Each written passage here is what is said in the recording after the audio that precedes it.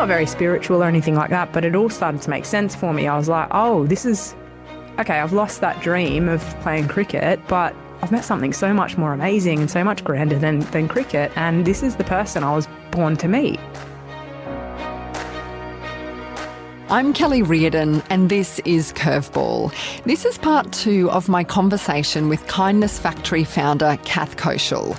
So if you haven't listened to part 1, scroll back in your podcast feed and check that out first. Kath recounts her grueling rehab experiences and the acts of kindness, big and small, that help to get her through. And one way she gets through? Kath Koschel meets a very kind stranger during her second rehab stint.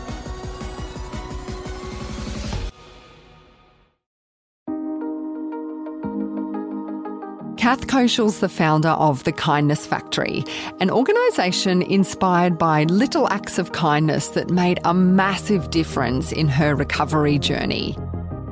After breaking her back not once, but would you believe, twice, Kath really needed a break. And, well, she's about to get one in the form of a young man named Jim. I did not expect to find love in a rehab centre, that's for sure. I remember the first day that we met, it was his first day in rehab. I'd been there a month or so. And I was in the pool, so I was doing a hydro session. And I was trying to get out, not very gracefully, of the pool. So on the pool's edge, and you cock a leg up and all that kind of. It was not at all graceful. And I was waiting for the orderly to help get me in my chair. And Jim was getting a bit of a tour around the rehab centre.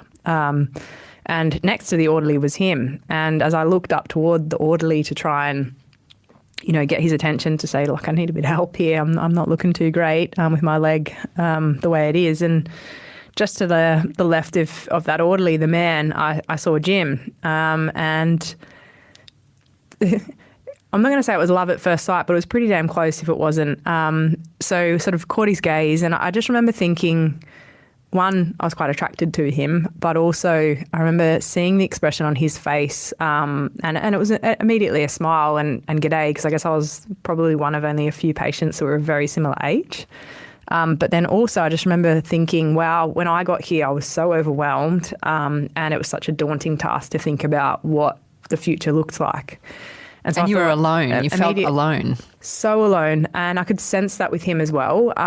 It's a truly hard experience. It's a hard experience to put into words when you've got a 6 to 12 month rehab stint in front of you. It's such an isolating feeling, and it's definitely detrimental to well-being and mental health and things like that. And so, I introduced myself, and then it was, what are you here for, essentially? And I knew it was a spinal cord issue of some nature, and then learnt essentially how he'd injured himself and things like that. And I said, look, where are you staying? What ward are you in, etc. I'd be happy to have brekkie, do whatever, and show you the ropes a little bit if you're up for that. He was just like, yeah, absolutely. So, but it didn't take long for us to be caught in the wrong room and doing all that kind of, we were adults, so it wasn't like naughty teenagers or anything like that. But I was going to say, how does a relationship start in rehab when you're both in wheelchairs? Because there's no romantic long walks on the beach, Kath.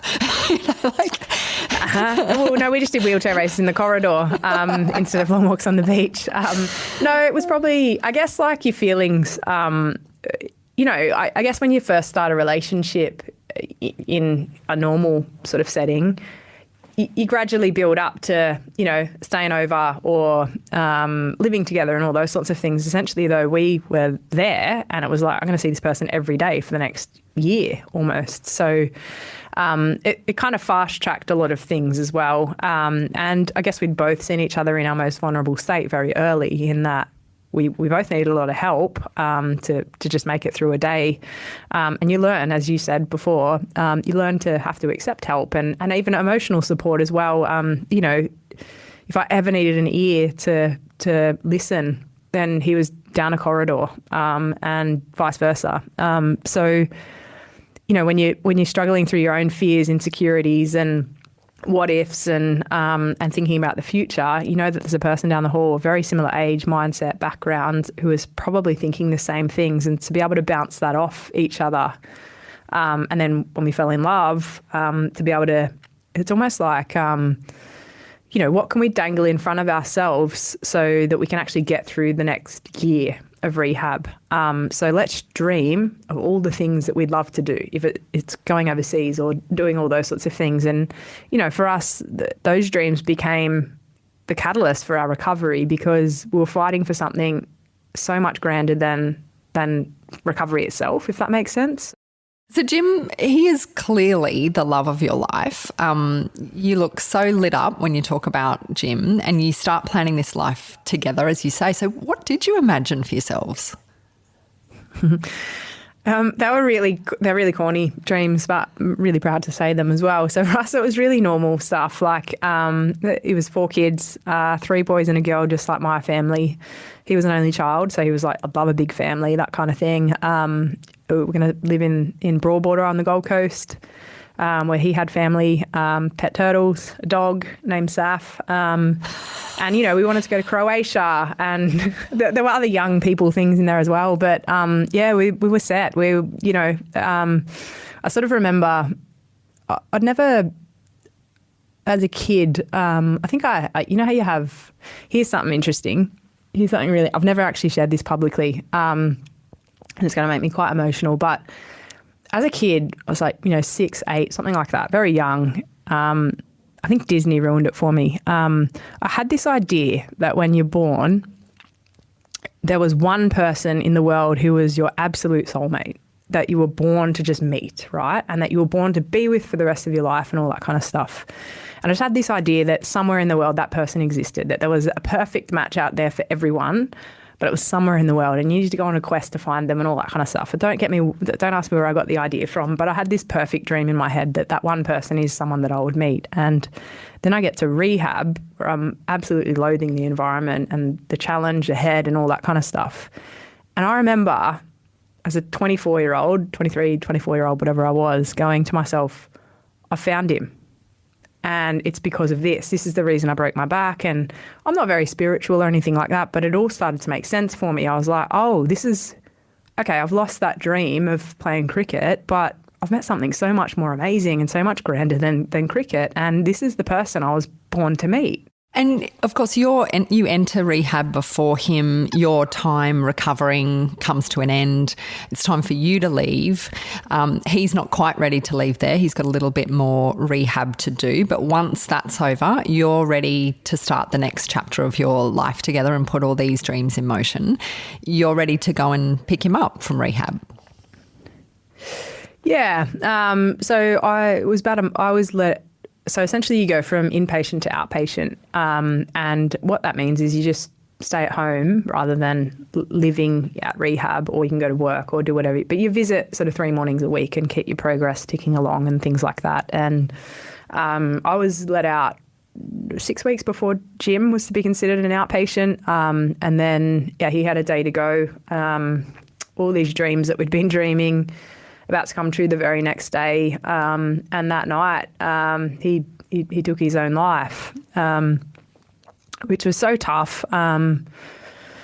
Such a big life moment in that, everything I just spoke about in terms of the build up toward that moment. We'd just put the lease on the house and we're going to move in the very next day. And it just left me so crushed. I don't think it's ever something that I'll get over, like, entirely. And I don't think you need to have, that chapter's closed or anything. I think I needed to integrate it back into my life in a grief phase, as in his memory and the processing of what happened and all those sorts of things. But I don't think a loss like that is something that you ever, get over. And I don't think you need to either. I think I'm so proud to be his partner. I'm so proud of the experience that we had together, the love that we shared, and his passing and the circumstances surrounding that. I don't feel any resentment, anger, anything like that toward him. Certainly, there was an initial phase where I felt it toward myself a little bit, and apologies to anyone who's lost someone to suicide. when you go through a loss like that, grief is such a complex beast in any occasion, and I don't want to compare experiences for anyone. For me, it was the unknowns. Why did this happen? It's such a tragedy. I wish he was still here. Did I not ask the right questions? Why did I not see this coming? And so I think a lot of that resentment and anger was probably more internal, like I should have seen it because I was his person. And then you start to rack your brain. All the photos that we got together and he's smiling in them. Did he mean that smile? Was he happy? Because I certainly was, and you start to doubt it. And I don't think, when you can then get, time is a great healer. A lot of people say it, and it's hard to hear when you're in a struggle. You just need some time to pass, and this is going to become a little bit easier to bear. It's never going to be easy, but it's going to become a little bit easier. And when I was in that struggle, I just I lost all sense of self. I was like, how on earth has this just happened to me? But also, he was such a gift to the world, and we're all going to miss him. And I feel like the impacts that he could have had, certainly on me, but the people around him that were closest to him, and also, the world around us. I just felt such a sense of sadness for all of those things, for me, for his family and friends, and for the community that I know that he would have formed a huge part of, because he was such a lovable character and such, a humble man, a funny man, a very humorous man, great sense of humour, and so kind and decent. My best friend from rehab, Daisy, it was almost like when two became three. Like, I was in the geriatric ward at the start of my rehab stay, and she became my best friend. I'd take her a cup of tea at 3 o'clock, and it became our hour of power. And when Jim entered and I got quite distracted with love, I didn't want her to feel neglected in any stretch, and I felt quite torn a lot of the time. I was like, do I hang out with Jim in this hour, even though I know I'm going to see him later in the day or the night or whatever it is, or do I hang out with Daisy like I have been? And I felt like her and I had this great friendship and all that, and so I must have shared that with Jim one day, saying I feel really bad. Daisy and I had started this friendship, and he's like, well, let's go. And he come and sat with her and I, and it became, it was the two of us that then became the three of us. And watching him interact with her was so special. She'd make jokes, if you're 60 years older, you'd better watch out and things like that. And, it was all in good good fun and stuff like that. And he'd obviously then go, well, you're the most beautiful woman I've ever known, Daisy, besides Kath, all that kind of stuff. And I realised, a few things in watching him interact with Daisy especially, but all people as well, was, it was the old rule of, you treat the cleaner the same way that you treat the CEO. Like, no one, titles don't matter. He was just so decent to the core as a person. And I just remember thinking to myself, wow, people aren't going to experience the magic of Jim anymore. And it just saddened me so much. And I think I then took on a lot of the responsibility for that in saying, well, what part did I play in that being the case? And I think the thing that I struggled the most with was that if I was his person, I didn't see it coming, I failed him. And that's the thing from a grief perspective that I really had to work through. And I think we all, I've dipped in and out of therapy and things like that for when I've needed it more and when I haven't. And I think everything's a work in progress. I don't think I'll ever get over that. Certainly the feelings have lessened over time and life has become more bearable and things like that. But geez, it's taken a while to get me to where I am. So if there is anyone struggling with a loss like that, please don't give up. It's a constant work in progress, and it's something that we can all get through with the right supports and framework around that as well. I can't imagine, Kath, after everything that you had been through, to, aside from the shock, the grief, all of the things that this would be, just how you can find anything in your toolkit anymore to rally from something like this is extraordinary. Was there a moment where you had to make a choice or have a discipline around, I do have to get past this and I have to pull myself out and this is the way I'm going to do it? Yeah, there was. I'd love to say that I saw it coming, but I didn't. I had a complete emotional breakdown. It was about 10 months after his passing. And even this, I spoke to a psychologist about this probably 2 years ago. I don't remember much about the 10-month period after his passing and the mental breakdown that I had. In that it must have just been, and I've asked people, family, friends, those closest to me, what the hell was going on then? Because I honestly have zero recollection of it. Obviously the grief in his passing was one thing, but to not really remember 10 months of your life, it's a pretty big deal. And it almost scared me in some sense as well.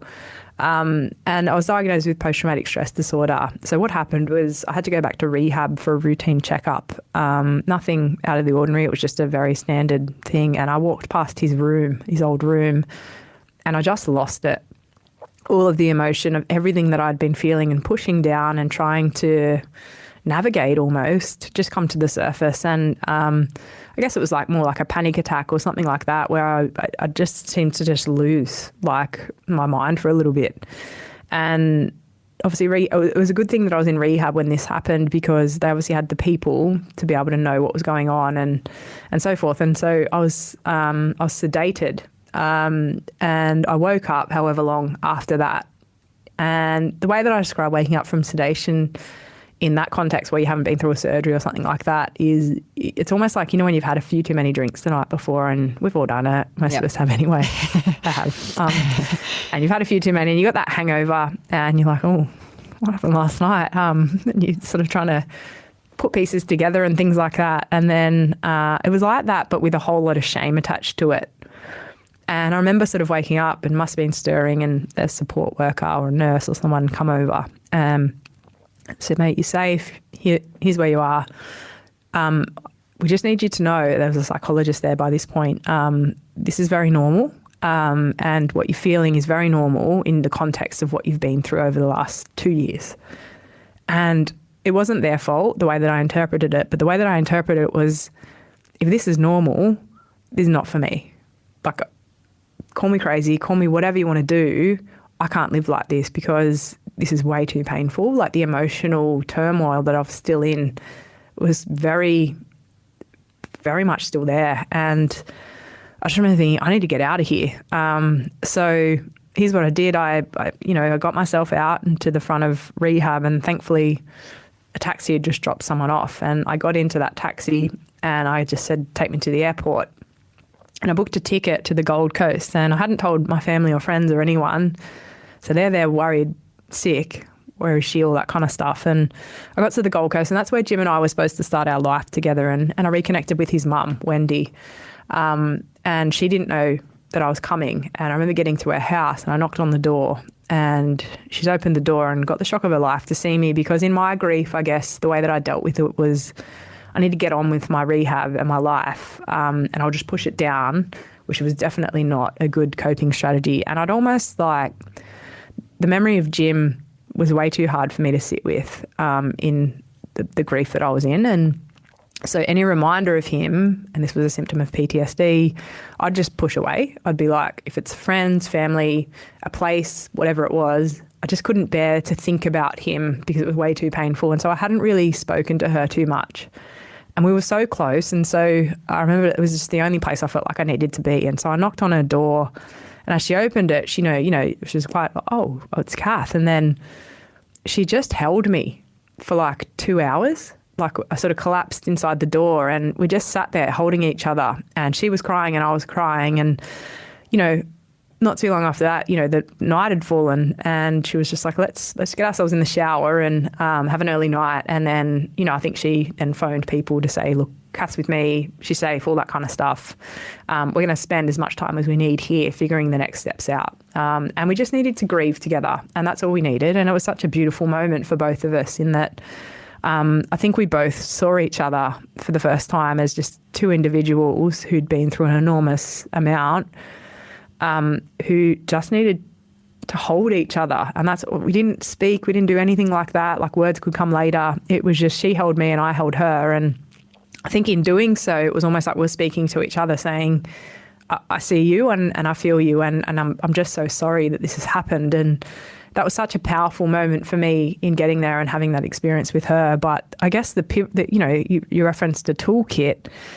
Back then I didn't know this was, one of the tools in my toolkit, gratitude. But it's had such a profound impact. Humour, firstly, gratitude, and then obviously kindness. But I remember sitting in Wendy's place, and she must have been, she just had like a piece of paper and a pen on a coffee table in the Gold Coast, and must have been there for a shopping list or a to-do list or something. And she was out, and I just sat myself there and I looked at this piece of paper, nothing fancy.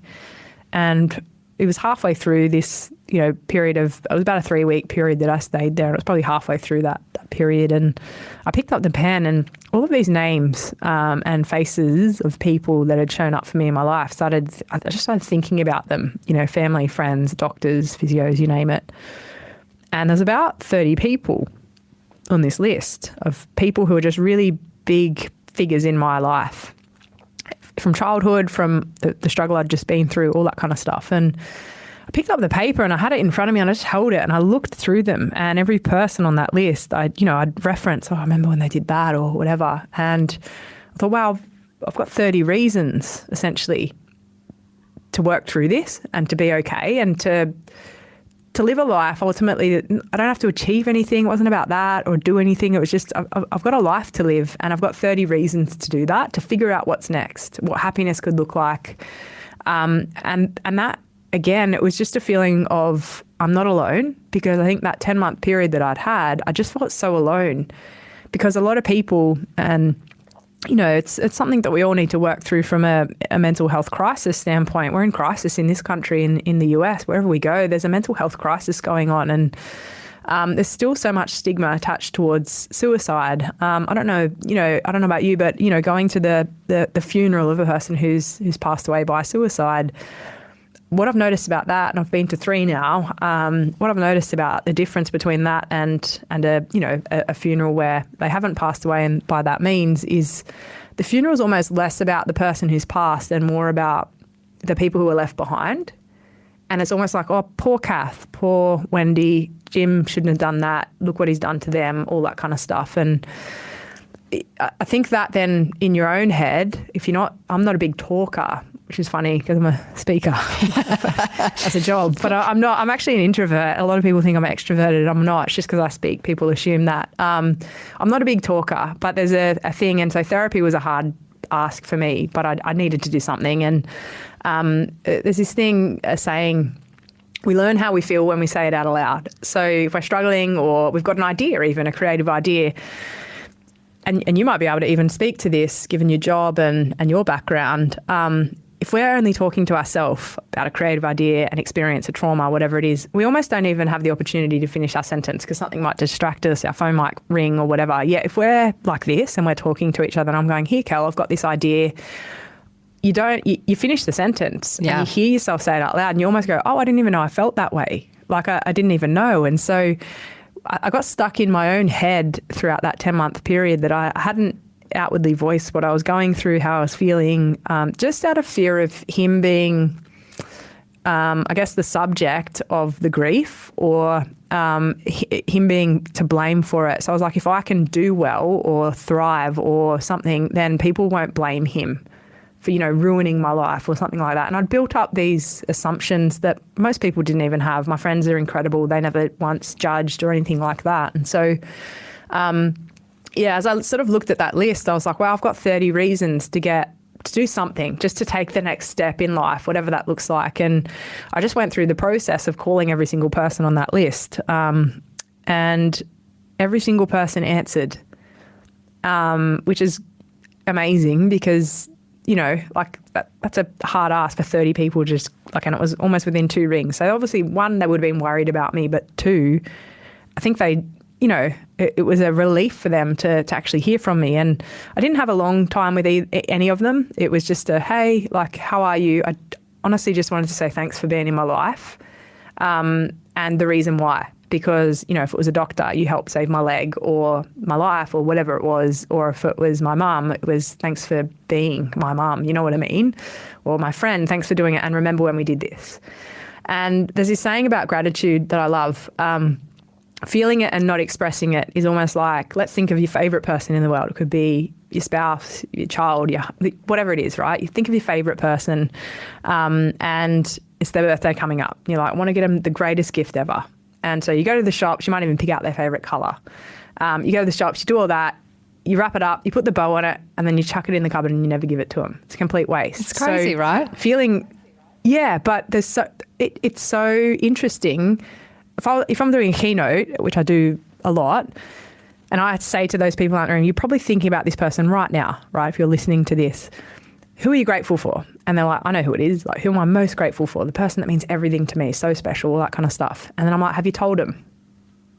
And I'm like, oh yeah, but they probably know. I'm like, no. Have you told them that? Have you gone through the 2-minute exercise that it takes to ring someone and go, g'day, for no other reason, I'm just ringing to say thank you for being in my life. Here's the reason why I love you so much. It's I can guarantee you. It's so powerful, Kath. And I think there's a few things that strike me about that. I mean, one, to just stop for yourself and go, I want to think about some things that I'm grateful for at a time in your life which was very, very difficult, and it would be completely understandable if you never got out of bed again. So there's that. But there's also when you're expressing it to that person, there's the response that that person has, and then it's contagious.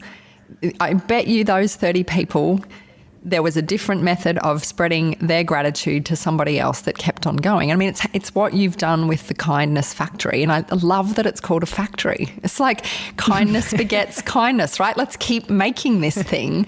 You start this crazy campaign where you decide to kind of only get by on the kindness of strangers, and it just snowballs, right? Absolutely. Yeah. I mean, that was even a moment in time that it was the decision to leave. Again, I'd kind of hit rock bottom. I don't want to talk too much about the story in depth, but got hit by a drunk driver, broke my back again, had to go to rehab for 6 months, taught myself how to walk again when everyone's telling me I'm not going to. And I was on the phone to one of my very dear friends, Carla, and I was like, I'm down and out again. Hey, like I've been fighting through my stuff again. And I was like, all right, I'm getting close to rock bottom. I'm not there yet, but I'm getting close. And she's just like, she's from Melbourne. She's like, well, I might fly to Sydney and just come wrap my arms around you. And I was like, I do have an idea. I just, where I'm at emotionally, I'm not sure if it's sound or not. Can I run it by you? And she said, yeah, go on. And I said, I don't know, Carla, I call her Wok. Her last name's Dewaki. And I said, Wok, I'm thinking of just leaving my home and just seeing how far I can go. And she's like, what do you mean being homeless? And I said, no, a little bit different. The idea that I have is this. I'm going to leave my home, put it out there on social media, leave my home with nothing but the clothes on my back and see if the kindness of others can survive me. And Carla is the hype girl that everyone needs in their life. She's a yes woman. So she's just like, I love it, do it. If I was to share that with any other friend, they'll be like, no, not doing it. Over my dead body, it's too unsafe. Yeah. She's like, let's plan that. And she was just like, Kath, yeah. And she was like, no, Kath, do it. And I was like, okay. And so I started typing it out on my phone. And I was like, while I was on the phone to her, I said, I'm going to send you this. Can you just proofread it? How does it read? She has a read of it and she's like, okay, do it. And it's like 9 o'clock on a Wednesday night or something like that. And she was just like, I don't know, the algorithms of social media. She's like, oh no, you've missed your window for the peak hour. And I was like, oh, I don't even know anything like this. And it was such a terrible photo. It was me on a brown lounge with a toothbrush in my hand saying, here's a bit about my life. This is what I'm trying to achieve and do. Is there anyone like I'm going to leave my home with nothing but the clothes on my back, no cash, credit card, food or water. I don't know if I'll last an hour. I might last a week. Who knows? Let's see how far I can go. And I clicked post on that and, within hours there's like hundreds of thousands of shares and likes and all that kind of stuff. And I went to bed and then I woke up to Channel 7, The Project, pretty much everyone going, holy moly, what are you doing? Why are you doing it? And I was just like, I just think this is right for me at this point in time. So it was quite an impulsive decision to just go boom. Zero regrets. It's changed the entire course of my life. I sort of haven't stopped since. I don't live off the kindness of others, but on that journey, which I've just written a book about actually, a lot of people would reach out and say, look, I love what you're doing. Have you ever thought of speaking? Why don't you come into my workplace and and share your story or my school and all this kind of stuff, and very accidentally became a motivational speaker. And I say that because I'm not a technically gifted speaker. I share my story just like I do to you, but I just do it in a very authentic way that's true to who I am, with humour, gratitude, kindness as the key themes throughout that. Shortly, Kath Koschel decides she just hasn't had enough punishment yet, and she decides to start training for, wait for it, an Iron Woman event.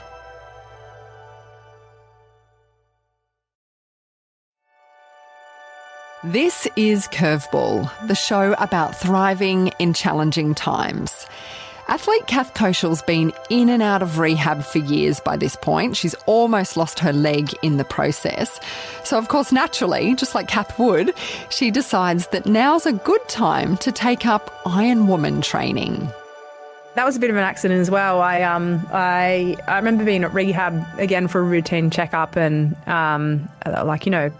we're really proud of your journey. We're ready to let you go. You don't have to come here anymore. Are you up for that? I said, yeah. I do have a question though. I miss cricket. I just loved it so much for many reasons, the team aspect and all that. But because of my injury, I still can't feel anything below my left knee.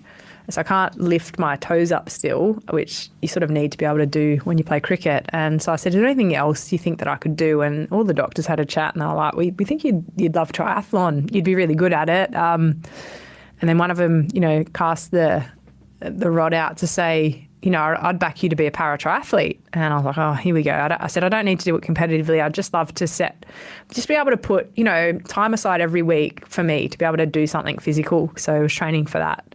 And you were out training, crossing the Story Bridge on your bike. To even be on a bike after everything that you've been through is incredible. But you're out there training for this insane event. What happens next? Yeah, I was going with two of my best mates. They were helping me get prepared for that 4 months out from the Ironman that I'd signed up for. And I got to the north side of the Sydney Harbour Bridge. It was pretty early in the morning in January, so it was like the 10th of Jan. And it was a really odd experience. I was making my way toward a right-hand turn lane and there was a big gap in traffic, so it was safe to do so, etc.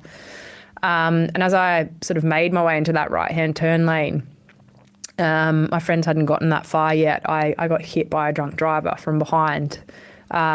He just didn't see me. The first moment that he saw me was on his windscreen, which is when the bumper bar of his car hit my hip, my left hip.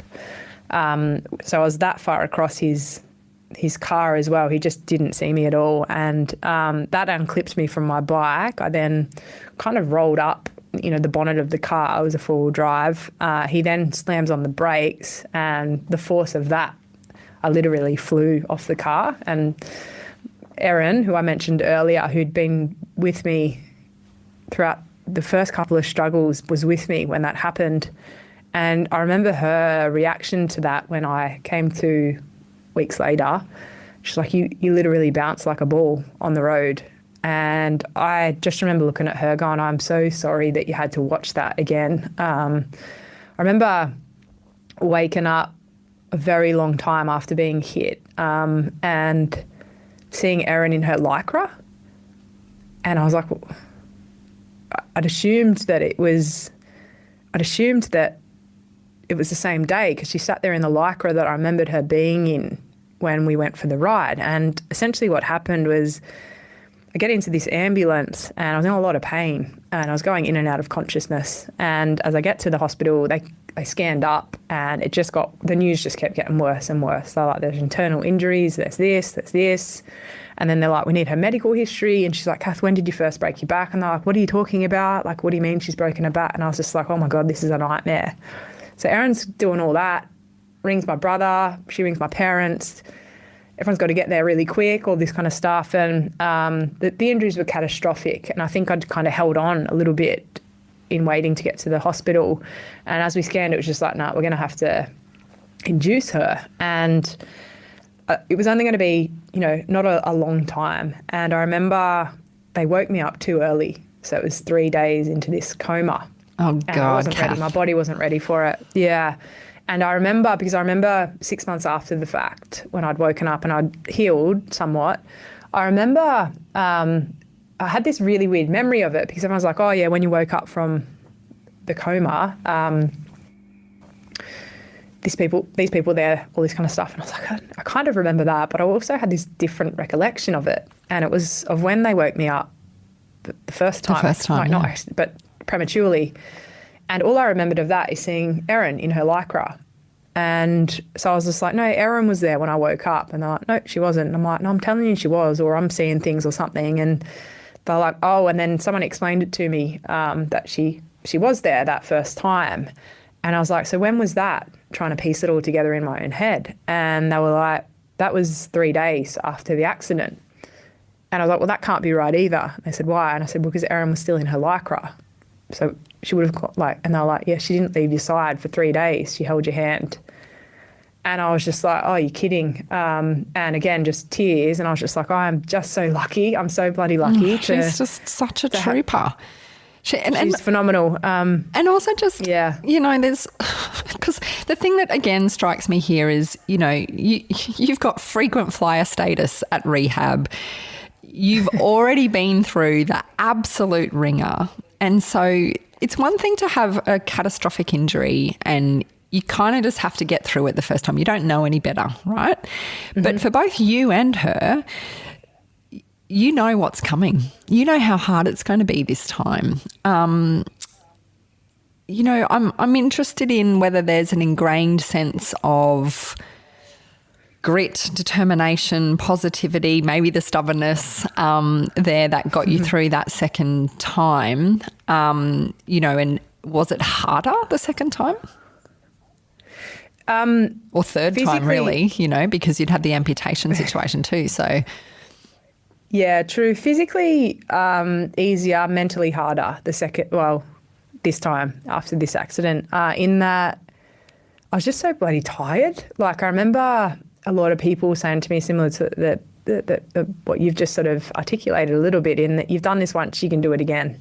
And also this preconceived idea that I'm superwoman and I'm, you know, labelled as resilient and all that kind of stuff, which can be problematic in some instances, because you then sort of, if you fail or you don't do something that everyone you kind of then feel like it's a deeper, and so that was quite complex as well. But I remember thinking when everyone would say that, and Erin wasn't one of those people, but I remember thinking, Erin's a physio, I wouldn't be walking without her. So she did all the extras with me. I had like an assigned physio because she's obviously my best friend, but, you know, we'd be caught doing extras and progressing my journey a bit harder than what they were prescribing. So, yeah, everyone kept saying that. And I just remember thinking, yeah, I have done it once. I know how bloody hard it is. And I don't know if I got it in me to do it again. I'm so exhausted of having to redo this. And when's it going to stop as well? And again, I think perspective's such a huge thing in life. You know, like I had these beautiful moments with my parents as well, who obviously...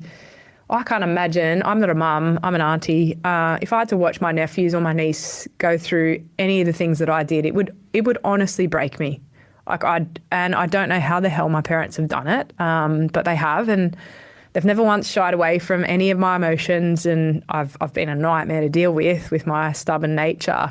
I think it was a combo of a lot of different things, perceived strengths and weaknesses in that area, the grittiness and the stubbornness that I'd always had in proving my brothers wrong or playing a male-dominated sport and succeeding and beating the boys and doing all that. But also I think perspective was such a powerful tool for me. You know, there was a patient across from me when I was in ICU.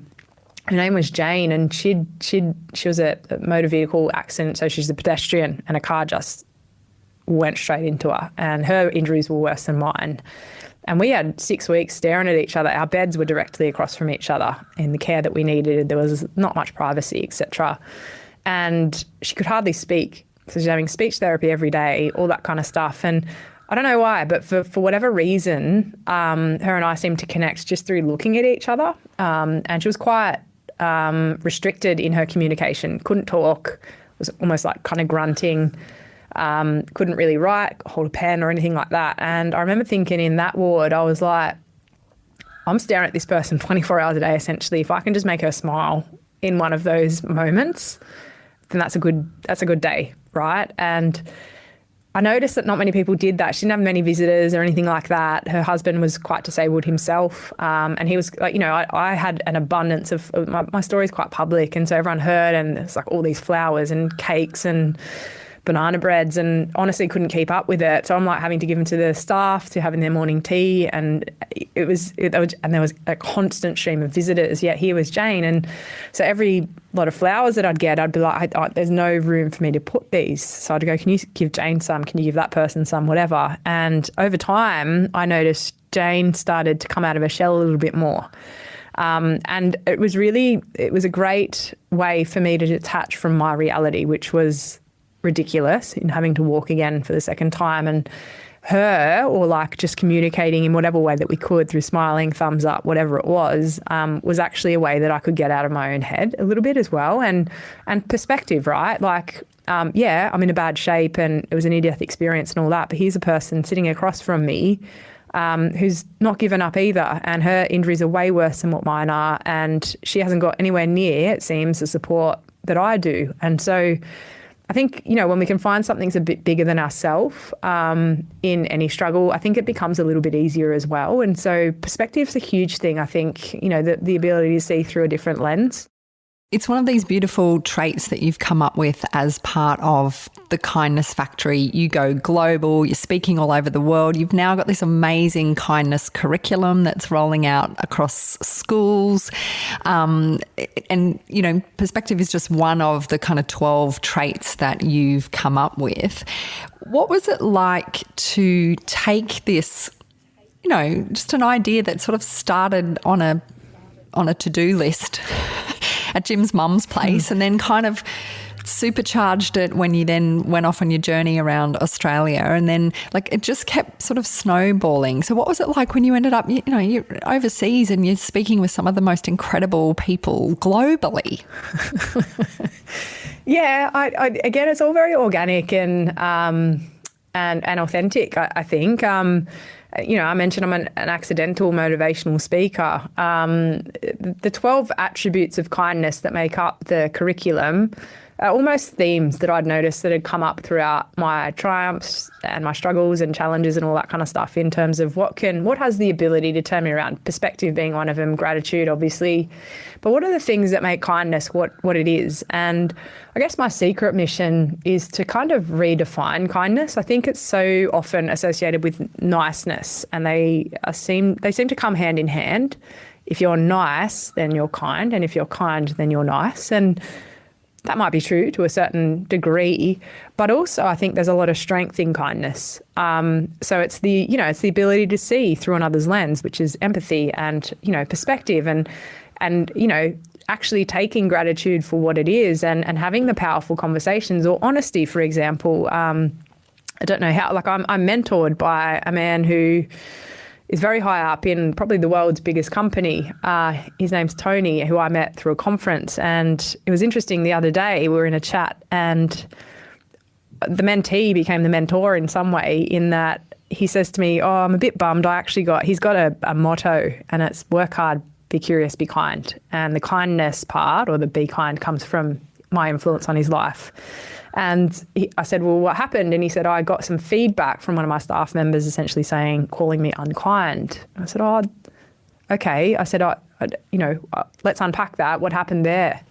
And he said, essentially, I think I just had a really honest conversation with this person and they haven't taken it well. And I said, okay, well, talk me through the conversation. And he throws his hands up and he goes, I was just being honest. And I don't know if I can swear on this podcast. I was like, no, you're being a prick.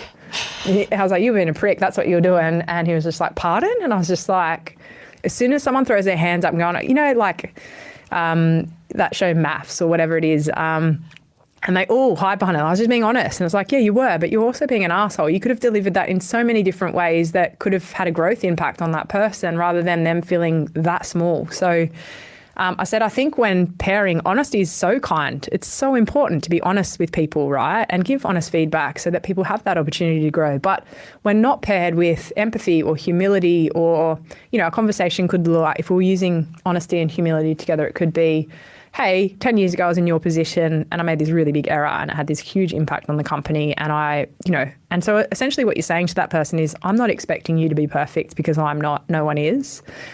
What I am expecting is for you to have some honest communication with me so that this doesn't happen again, or it's less likely to. And as soon as we sort of went through that together, it was super interesting because his whole thought process around that changed. And he's like, yeah, I think sometimes we often hide behind, I don't have enough time. And it's like, but in the long run, it actually saves us a hell of a lot of time. So the economic impact of kindness, in any workplace, for example, where we're focusing as a charity in schools with the curriculum, but that's saving teachers time as well because kids aren't fighting in the background and they're not bullying and they're having great conversations and they're open and collaborative and all that kind of stuff. And in a workplace, productivity goes up when we're kinder and we have a kindness culture. People are less likely to take leave, sick leave, because they're thriving and they're not doing as, their mental health's not as bad as what it could be and all those sorts of things. And so I think for a lot of reasons, kindness needs to be at the forefront of a lot of people. But certainly in leadership, I think kindness is the ultimate strength.